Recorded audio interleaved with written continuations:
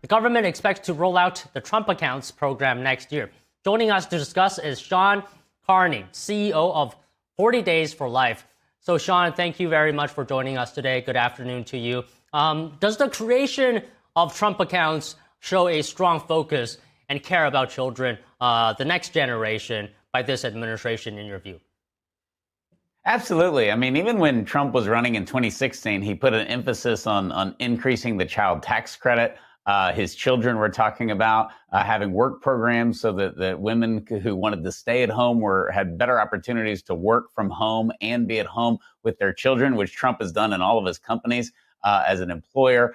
This just shows that if we don't have children, we don't have a country. And it has come to a head that we are in a demographic winter, particularly in the West. And America is dependent on immigration. We barely replace ourselves at 2.1 children per household, and we need all the incentives as possible. It's expensive to raise children, as everyone knows, and these accounts are great. They grow tax-free, and it's such a smart, logical thing for young parents. Do you think this could help improve long-term outcomes for children in lower and middle income families? What are the potential long-term benefits that children could see?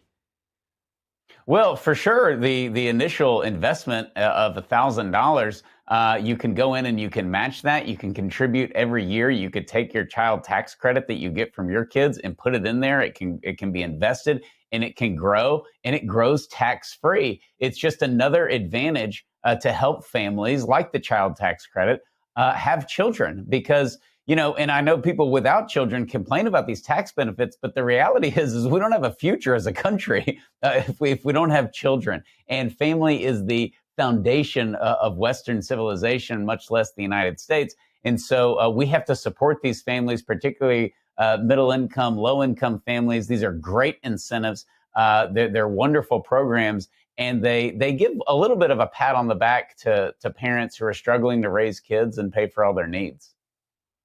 Can I just ask you, how focused is this administration on the idea of family compared to previous administrations? Well, I mean, it's not even close. I mean, Donald Trump is the most pro-life president we've ever had by far, if you just look at the abortion issue. But just in regards to family, I mean, he tripled the child tax credit. People that say he's not looking out for families are crazy. And frankly, that's why he won places like Pennsylvania and Michigan. They listened to him. Those blue collar states listened to what he said about, we're not going to ship jobs overseas. We're going to bring them back. We're going to give tax incentives for people who buy American cars. We're going to give tax incentives for people who have children or are trying to buy a house.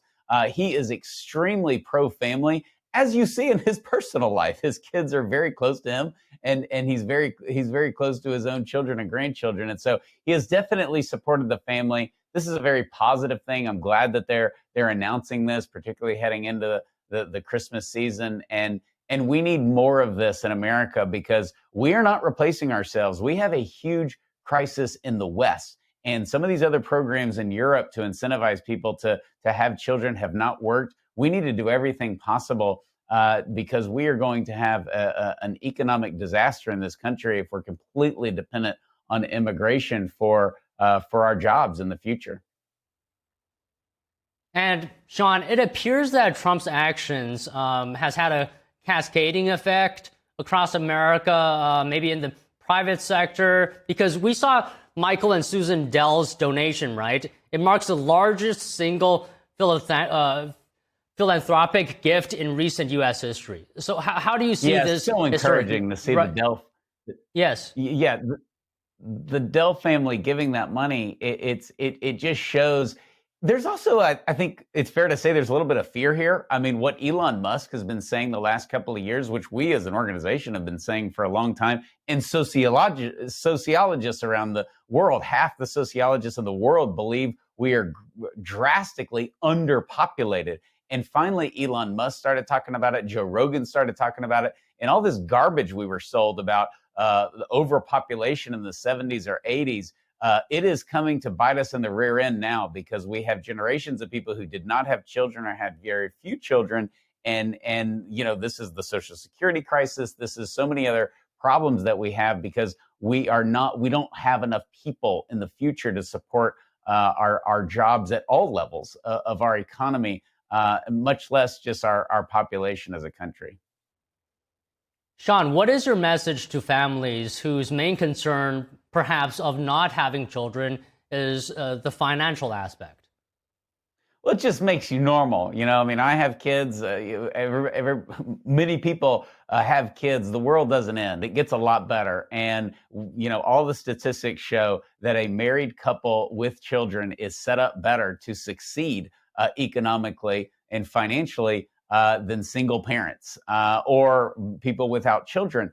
And because there's that stability, there's that motivation. Not only does it bring the marriage closer, but it gives you focus and it gives you goals, and that's good for your workplace. That's good for your home life, and there's no greater joy than having a child. There's no greater motivation to get up and go to work in the morning and live your life as a decent person than having kids look at you and monitor you all day in your actions. So it's a beautiful life, and we need to get back to it.